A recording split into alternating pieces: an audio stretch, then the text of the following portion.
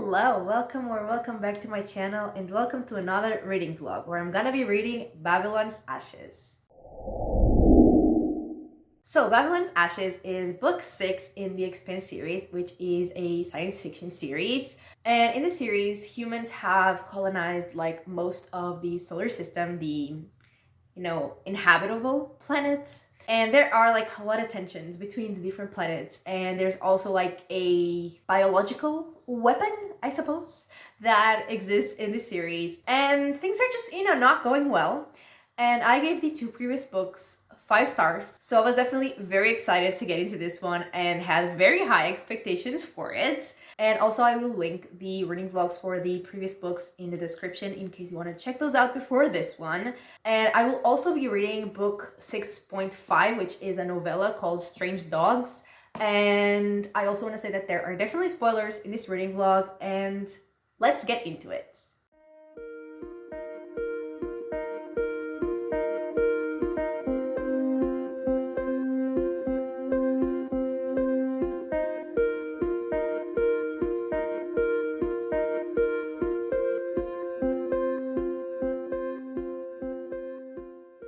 Okay, so I am on page 180, which is around a third into the book, and it starts off with a prologue, as these books always do, I think. And in this one, we are following some people who are on Earth, and they're trying to survive after the attack that Earth suffered in the previous book. And then we, moving forward away from the prologue, we see Philip, and he learns that everyone, including his father, have been lying to him or hiding the fact that Naomi, his mom, is alive. And I thought he was gonna be super pissed at his dad and he was gonna leave the Free Navy, but he's not. He was still super happy that his dad was proud of him and didn't punish him for something that he did later. And I was like, bro, what the fuck? But anyway, moving on from that, we see Fred and the Vassarala, and they want Holden and his crew to destroy a ship that the Free Navy has used and can still use to attack Earth.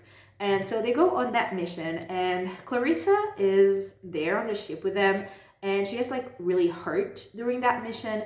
And then Holden talks to her, and obviously he's not happy with her presence in his ship because she tried to kill him in a few books ago. And so he's obviously not really happy with her presence there. But at the same time, as the captain of the ship, it's his job to ensure that everyone is safe. So he's making sure that she's safe and that she won't do the dangerous stuff that she did again to get herself hurt. And I just love Holden so much. And apart from that, they're still looking into the missing ships that they learned about in the previous book. And in terms of the Free Navy, Marco is already killing people that used to be on his side, but now basically realized that his side is not really right. I get it and they get it, but the way he's doing things is obviously not right. And they were leaving, the Free Navy, and he has killed some of those people. And on the other hand, there is a character that we have gotten some POVs from that is called Pa, and she is gonna do a mutiny against Marco because she was also part of the Free Navy, but she saw that what he was doing was wrong, so she is gonna start a mutiny, and I'm here for it. And then Holden, his parents actually are, brought out of Earth because they're in danger and Earth is dying, and people on Earth are obviously also dying. And they are taken to Holden, and they meet Naomi, and she is a belter, and they make some comments that Holden doesn't like. And then he's talking to, I think, Alex. Yeah, he's talking to Alex, and he says, I always thought that if you gave people all the information, they do the right thing, Not always, maybe, but usually. More often than when they choose to do the wrong thing anyway. And obviously, that's not true in this book, and that is not true also in real life. And so he decides to do something about it. And what he decides to do is to film some people on the station that they're at, just living their lives. And then like Fred asks him like what the hell he's doing. And he's saying like, I'm doing these interviews, and like Monica is helping him. And Fred asks him, why are you doing this? And Holden says, it's what's missing in all of this. It's what let things get this bad. We don't see each other as people. Even the feeds are always about weird things, aberrations. All the times that a Belt station doesn't have a riot, those days aren't news. It has to be an uprising or a protest or a system failure. Just being here, living a normal life, that's not part of what the people on Earth or Mars hear about. Belters rain hell down on Earth, Fred said slowly, and you respond by trying to humanize Belters. You know there's going to be a raft of people who call you a traitor for that. And then Holden says, I'd be doing the same on Earth, but I'm not there right now. If people call me names, they do. I'm just trying to make it a little harder for people to feel comfortable killing each other. And once again, I just love Holden. And yeah, that is pretty much where I'm at. And I'm enjoying it. Like, I'm really enjoying it. But I'm not loving it as much as I loved the two previous books. And I think it might be because it just feels like a continuation of the previous book. And I mean, obviously, it's going to be a continuation of the previous book because it's a series.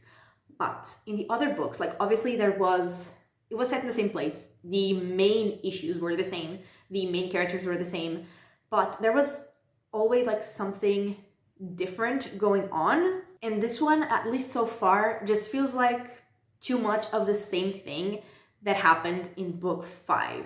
And like I said, I'm still really enjoying it, but it's not giving me like the 5-star feeling that book 5 and even book 4 gave me right away, And also like the, atmosphere in this book is so sad. Like everyone's suffering, everyone's struggling, and it's just so sad to read. Which, I mean, it's not necessarily a bad thing. I usually like sad books. I like books that make me feel something. But it's just so sad. And also, I think another issue that I'm having is that we have so many POVs. Like, usually these books have like 4 POVs. And this one has like 7, 8. I don't know exactly, but like a lot of characters. Like, we are following a lot of them. And it's not really giving me enough of the characters that I want to read from. I think we got like, 3 chapters from Holden's POV. That is not enough for me. I need more Holden. And in, I think, 17. In 17 chapters, we got like 2 or 3 that were Holden. And not just Holden, but like, it's just not giving me enough of the characters that I want to be reading from. And yeah, I'm still really enjoying it. It's still like a really good book in my opinion, but I'm not like obsessed with it. You know what I mean? But yeah, I'm gonna read another third and hopefully I'll love it even more than I'm loving it. And yeah, I'll get back to you.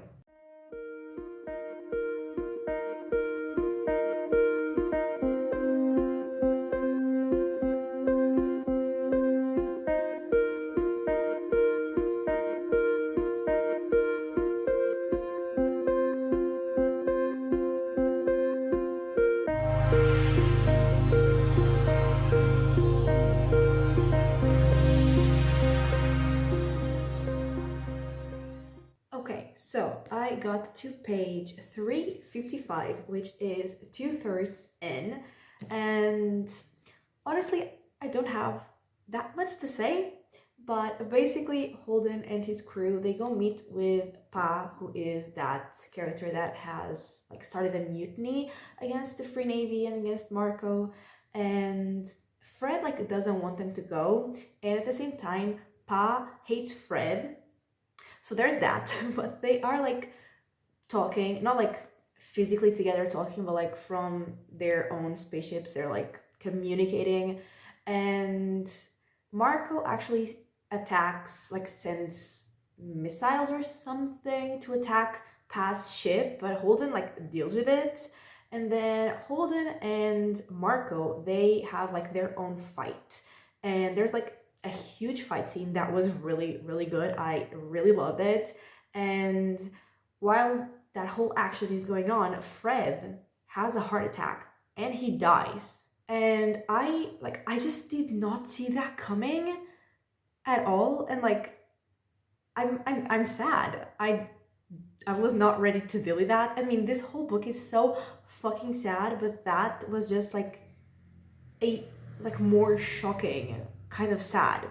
I have not recovered because I just read that. Like I just finished reading this third. So that happened, and then after that they all meet, like a bunch of people, they meet to decide like if and how they're going to fight against Marco and against the Free Navy. And Holden actually says that like he's just following Fred's plan, but he doesn't really know like Fred's plan, if Fred had a plan, but he thinks that there's like a way to like make people be more invested in what they're gonna do. And like that is pretty much where we're at. We just learned like at the end of this third that when they were fighting like the Free Navy, Holden like disabled some of their weapons because he saw like Naomi's son and he obviously didn't want to kill him. So he's not fully ready for like what they might have to do.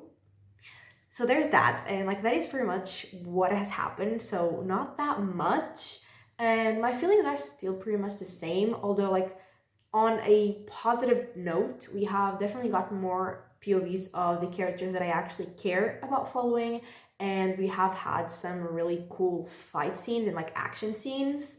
But I feel like in terms of, plot progression, it's going pretty slowly. And I mean, I really like the characters and like just following them, but on the other hand, like I already said, like it already feels like it's just a continuation of the previous book, and at the same time, not a lot is happening in that continuation. It's like moving really slowly. So like I'm really enjoying it just because I really love being in this world and with these characters, but I am not like loving it. I'm not obsessed with it.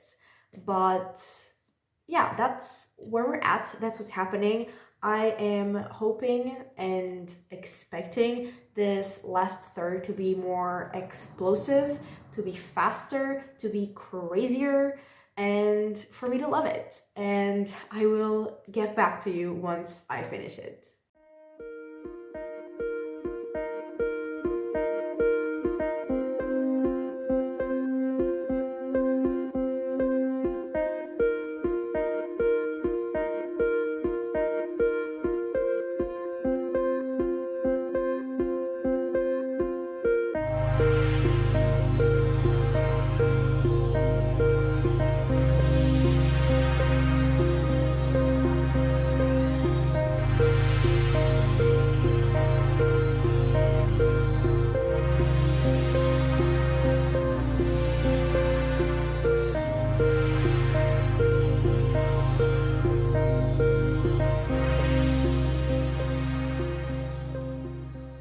Okay, so I have finished the book, and this last third starts off with Philip finally realizing that his dad, Marco, has just been using him and is actually a bad person. And he's like definitely mad at Marco, and Marco like just gives that like no relevance at all, which kind of makes Philip like a little more mad. And then we see some of Holden's people, specifically I think Bobby and Amos. They go to try to get control of the guns at Medina Station, but they don't manage to do that because there's like, people there, obviously. That's why they were trying to get control of the guns. But the best that Bobby can do is just like disable all of them so no one can use them. And then Marco obviously hears about it and he wants to go attack them. And I mean, he wants specifically to kill, or like mostly to kill Holden and Naomi. And Philip is like, he's telling that to Philip, and Philip is like, he's having mixed feelings about that, because it says Philip felt a little thrill of excitement. The idea of victory, resounding, triumphant, and final, was intoxicating. His father's joy bore him up, promised to wash away all his anger and his doubts. But there was another Philip, a smaller and less emotional one, who watched the swelling enthusiasm with disgust. And like that Philip was the Philip I still had hope for. And so he never actually like boards Marco's ship when they go to attack Holden. He doesn't go. So I guess I was right to still have some faith in him. And then Naomi figures out, or like, she's not entirely sure that she figured it out, but she is, sure enough, I guess, that she figured out why, or like how the missing ships are going missing, and when they like go through the ring. And so they want to recreate the conditions that make the ships go missing so they can make Marco's ship disappear, or like Marco's ships disappear.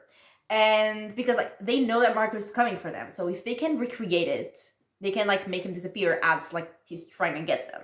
And so they do all that, and it actually works. Like Marco vanishes, and yeah, like that works out, but things are obviously not solved. And also, like, Naomi does think that her son is dead because she doesn't know that he was not on the ship. And also, like, we see, I think the epilogue is 6 months later, and we see that, the solar system is kind of dying and like out of resources because of all the war. And so they have decided to start, or like try to start trading with planets from the other systems that they have access to through the gates. And the builders are gonna be like in charge of that thing to trade with other systems, and that is pretty much how it ends. And so going into my final thoughts and starting off with the characters, in the beginning I definitely was craving more of the main characters. Like I said, like I just needed more of them because I really, really love all of the main characters. So basically like Holden and his crew, I love them all so much. And in this book, like Bobby was a great addition to the crew, and even Clarissa, like she was definitely an interesting addition to this crew. And we also had like a decent amount of Vasarala in this book, and I loved every second that she was on it. And then on the other hand, every time Marco appeared, it gave me an unreasonable amount of rage. And I'm really glad that he's gone, or at least I hope that he's gone forever, like he's actually gone and never will be back. I hope so, and if that's the case, I'm very happy. And Philip, I'm interested to see like what is going to happen with him, because I mean I did not have a lot of faith in him, but I did have some, and I'm glad he did not go with Marco in the end. But I don't know, I'm interested to see what he does, and I'm interested to see like where his relationship with Naomi goes, or like if it even goes anywhere. I definitely had some issues with the pacing, I guess. I thought it was like very slow, especially like the first half. I thought it was like the plot was not really progressing, but like what we did get, I really enjoyed. And we also got a lot of action scenes, which I really, really loved. And I absolutely loved the last third of this book. It was so good. It's also like my most tab section. I definitely have more tabs in this last third than the rest of the book, because like in this last third, a lot of things happened and I was so invested. I was on the edge of my seat. I was loving it. And I can't say that I had like a good time with this book because it was just so sad. Like the overall vibe of this book was so sad, but it was still a really, really good book. And I am giving it 4 stars. And now the novella that was called Strange Dogs. So in that you are following Kara, and she lives with her family on a planet like outside our solar system, and they've been living there for 8 years. And I think she got there when she was a baby, and she doesn't even know exactly like what happened to Earth and the other planets of our solar system. And obviously they have been there for 8 years, but they still don't know obviously everything about the planet and everything about the planet's wildlife, and they are still discovering some animals. And she finds out, or like she meets kind of some strange dogs, and she learns that they can like fix things. They can, like, there was like a dead bird and the dogs like brought it back to life. And then she damaged something of her parents' like equipment, and they also fixed it. And then her brother was killed in an accident, and she took him for the dogs to fix. And they fixed him, but he wasn't really, you know, the same. And that just gave me like Pet Sematary vibes in the best way possible. I mean, I loved Pet Sematary, and I also loved this. And like the ending, I wasn't sure if I was gonna give it like 4 stars, 4.5. But then the ending, the last line of this novella, so good. I loved it, and 5 stars. I loved everything about it. It was so good. And so yeah, that is everything for this video. So thank you so much for watching. I really hope that you have enjoyed it, and if you did, give it a like and subscribe, and I will talk to you next time. Bye!